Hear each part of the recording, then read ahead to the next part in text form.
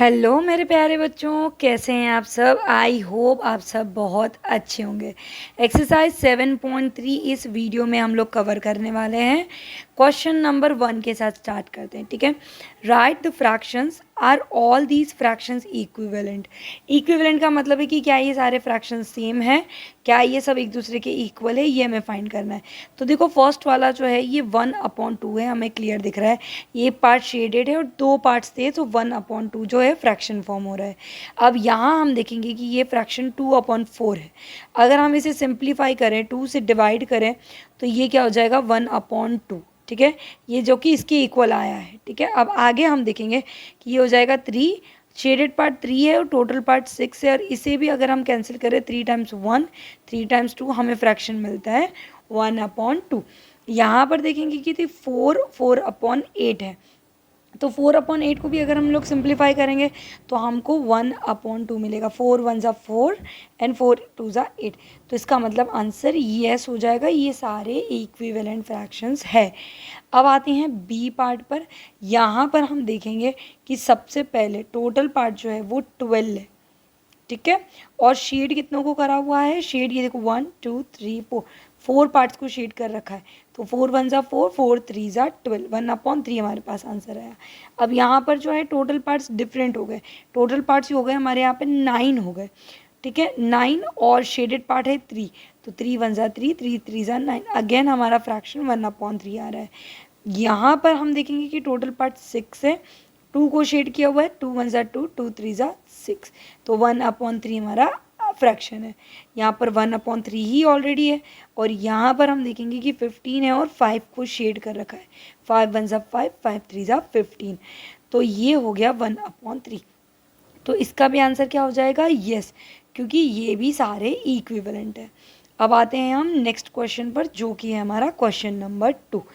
Question number 2 है write the fraction and pair up the equivalent fraction from each row.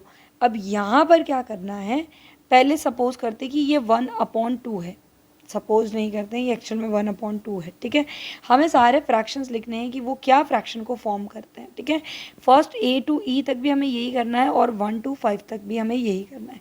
Second वाले में हम ये देखेंगे कि ये है 4/6, ठीक है। तो इसको अगर सिंप्लीफाई करते हैं तो ये होता है 2 2 ज़ा 4 2 3 ज़ा 6 2/3।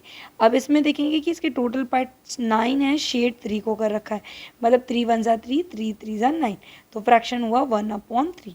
डी वाले को देखेंगे, डी वाला होता है 2/8, तो ये 2 1 ज़ा 2 2 4 ज़ा 8, तो 1/4। यहाँ पर 3 पार्ट्स को शेड कर रखा है, तो 3, टोटल पार्ट्स 4 है, ये ऑलरेडी सिंप्लीफाइड फॉर्म में, ठीक है। इनको भी हम लोग अपनी जो मेन सिंप्लीफाइड फॉर्म है उसमें लिख लेते हैं, तो हमारा क्लियर हो जाएगा। यहाँ पर हम देखेंगे टोटल पार्ट्स 1 2 3 4 5 6 6 12 एंड 18, तो यहाँ पर 18 टोटल पार्ट्स है और 6 को शेड कर रखा है। तो हमारा जो फ्रैक्शन फॉर्म हो रहा है वो क्या हो रहा है, 6 1 ज़ा 6 6 3 ज़ा 18, 1/3। यहाँ पर हम देखेंगे 8 पार्ट्स टोटल है और 4 को शेड किया हुआ है, 4 1 ज़ा 4 4 2 ज़ा 8, तो आंसर हुआ 1/2। यहाँ पर टोटल 1 2 3 4, 4 1 ज़ा 4 4 2 ज़ा 8 4 3 ज़ा 12 4 4 ज़ा 16, टोटल पार्ट से 16 और शेड 4 को नहीं कर रखा है, इसका मतलब 12 को शेड कर रखा है। इसे सिंप्लीफाई कर लेते हैं, 4 3 ज़ा 12 4 4 ज़ा 16, 3/4 हमारा फाइनल फ्रैक्शन है। यहाँ देखेंगे 1 2 3 4 5 6 6 एंड 6 12, टोटल कितने पार्ट्स को शेड किया है, 1 2 3 4 5 6 7 8, 8/12। सिंप्लीफाई कर लेते हैं, 4 2 ज़ा 8 4 3 ज़ा 12, 2/3। यहाँ पर देखेंगे 1 2 3 4, तो 4 1 ज़ा 4 4 2 ज़ा 8 4 3 ज़ा 12 4 4 ज़ा 16, 16 यहाँ आ जाएगा, तो 1 2 3 एंड 4, तो 4 पार्ट 1/4, जो हमारा फ्रैक्शन है वो 1/4। अब हम इसको मैच करेंगे, तो देखो मैच करने के लिए सिंपल, अब जब हमने सिंप्लीफाइड फॉर्म में लिखा है तो हम बहुत ही इजीली मैच कर सकते हैं। ए वाला इसके सेकंड से मैच हो जाएगा, बिकॉज 1/2 है। ये 2/3 है, तो बी वाला जो है वो फोर्थ से मैच हो जाएगा। ये 1/3, तो ये सी वाला इसके फर्स्ट से मैच हो जाएगा। डी वाला जो है 1/4 है, ये इसके फिफ्थ से मैच हो जाएगा। और ई वाला 3/4 है, तो ये इस 3 से मैच हो जाएगा, ठीक है। ये हो गया हमारा क्वेश्चन नंबर 2 कंप्लीट। अच्छा, अब आते हैं हम अपने क्वेश्चन नंबर 3 पर, जो कि है बहुत ही इजी। अब यहाँ हमें क्या करना है, एक बॉक्स दिया हुआ है और इसमें हमें क्या करना है, करेक्ट आंसर फिल करना है। तो जैसे ये इक्विवेलेंट है तभी इसको इक्वल लिख रखा है, राइट। तो 2 टाइम्स अगर हम 4 करते हैं तो हमें 8 मिलता है, तो 7 टाइम्स भी 4 करेंगे तो हमें क्या मिल जाएगा, 7 टाइम्स 4 28। तो यहाँ पर इस बॉक्स में 28 आ जाएगा, ठीक है। 5 टाइम्स 2 करते हैं तो 10 होता है, तो इसका मतलब 8 भी 2 से मल्टीप्लाई होगा, 8 टाइम्स 2 जाएगा हमारा 16, ठीक है। यहाँ हमने देखा कि 5 टाइम्स 4 जो हो रहा है वो 20 हो रहा है, करेक्ट। तो 3 टाइम्स भी हम 4 कर लेंगे तो यहाँ पर 12 हो जाएगा। डी वाला पार्ट है 45 को 15 में लिखा हुआ है, तो इसका मतलब यहाँ पे किसी नंबर से डिवाइड किया हुआ है, राइट, तभी हमें 15 मिला है। तो 45 को 3 से डिवाइड करेंगे तो हमें 15 मिलेगा, तो इसका मतलब 60 को भी हमें डिवाइड करना है 3 से, तभी हमें क्या मिल जाएगा, यहाँ पर 3 2 ज़ा 6, ये 20 हमारा आंसर हो जाएगा, ठीक है। और यहाँ पर देखोगे तो इसको भी कर सकते हैं, 24 को डिवाइड किया 6 से तो 4 मिला, तो 18 को डिवाइड करोगे 6 से तो आंसर मिल जाएगा 3, ठीक है। ये हो गया हमारा क्वेश्चन नंबर 3 कंप्लीट। अच्छा, अब देखते हैं क्वेश्चन नंबर 4 क्या है। Find the equivalent fraction of 3/5 having, जो हमने लिख रखा है ABCDE, 4 क्वेश्चन दिए हुए हैं, तो हमें 3/5 की इक्विवेलेंट फ्रैक्शन फाइंड करना है, ठीक है। तो देखो 3/5 में अगर डिनोमिनेटर जो है वो 20 चाहिए, ठीक है, तो इसका मतलब 5 टाइम्स 4 करना पड़ेगा तभी 20 मिलेगा, तो इसका मतलब 3 टाइम्स 4 करेंगे तो हमें 12 मिलेगा, तो ये फ्रैक्शन 12/20 हो जाएगा, ठीक है। बहुत ही इजी है, क्योंकि हमें क्या करना है, वो जो फ्रैक्शन गिवन है 3/5 गिवन है, न्यूमरेटर 9 बनाना है, 9 बनाने के लिए 3 से मल्टीप्लाई होगा, तो डिनोमिनेटर भी 3 से मल्टीप्लाई होगा, हमेशा एक साथ मल्टीप्लाई होगा, ठीक है। तो 3 × 9, 3 5 15, तो हमारा आंसर हो जाएगा, यहाँ पर हम लिख देंगे 9/15 हमारा आंसर हो जाएगा। अब 3/5 और डिनोमिनेटर 30, तो 5 को 6 से मल्टीप्लाई करेंगे तो ये भी 6 से मल्टीप्लाई हो जाएगा, 3 6 18 एंड 5 6 30, तो हमारा फ्रैक्शन क्या हो जाएगा, 18/30।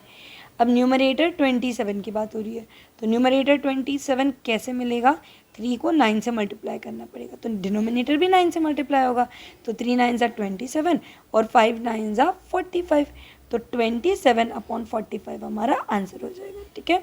ये हो गया हमारा क्वेश्चन नंबर 4 कंप्लीट। अब आएंगे हम क्वेश्चन नंबर 5 पर। Find the equivalent fraction of 36/48 with numerator 4। देखो बहुत सी सिंपल सी चीज़ें, पहले हम मल्टीप्लाई कर रहे थे, अब यहाँ पर सिंपली 36/48, तो न्यूमरेटर चाहिए हमको 9, ठीक है, और डिनोमिनेटर क्या होगा वो पता लगाना है।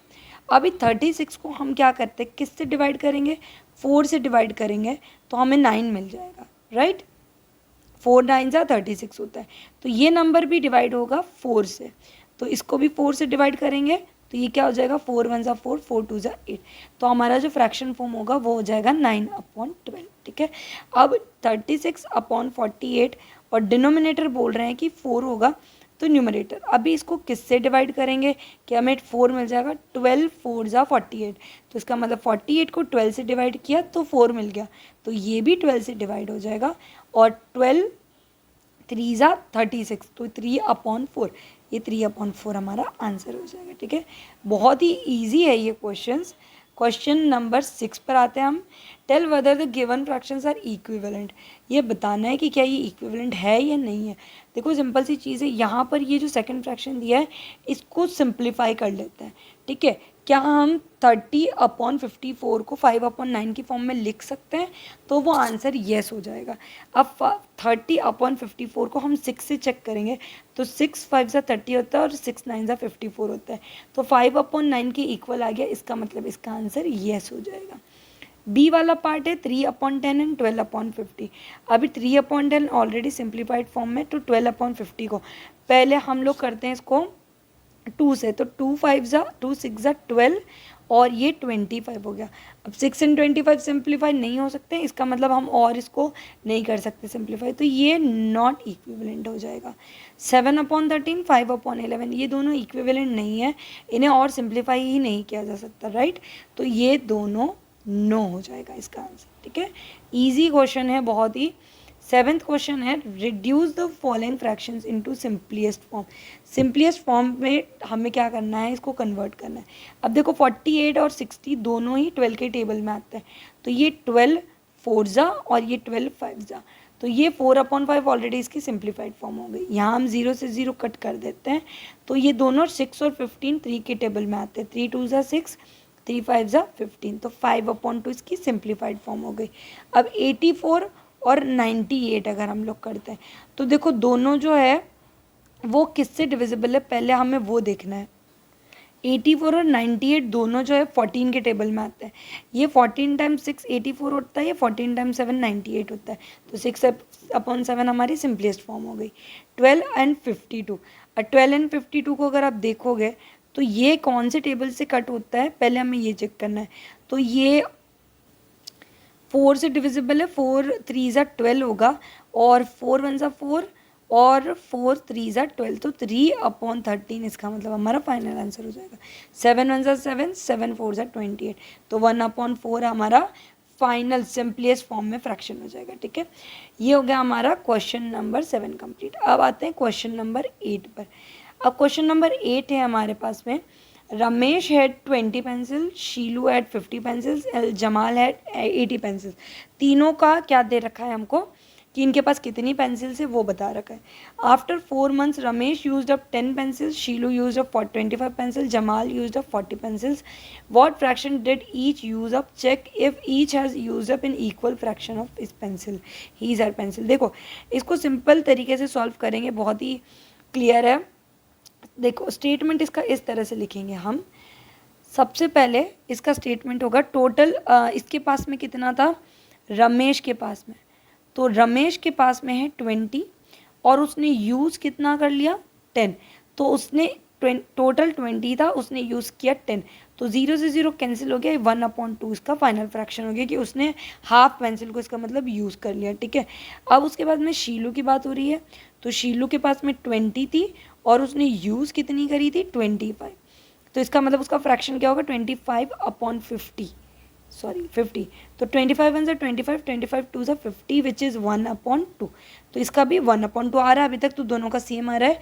ठीक है, अब जमाल के बारे में बात करते हैं। जमाल ने क्या किया, उसके पास पेंसिल कितनी थी 80, उसने यूज़ कितनी कर ली 40, तो 40/80, 0 से 0 कैंसिल, 4 1 4, 4 2 8, 1/2, तो ये, तो इसका आंसर या इसका मतलब ये है कि each has used up an equal fraction of pencils, और वो कितनी है 1/2।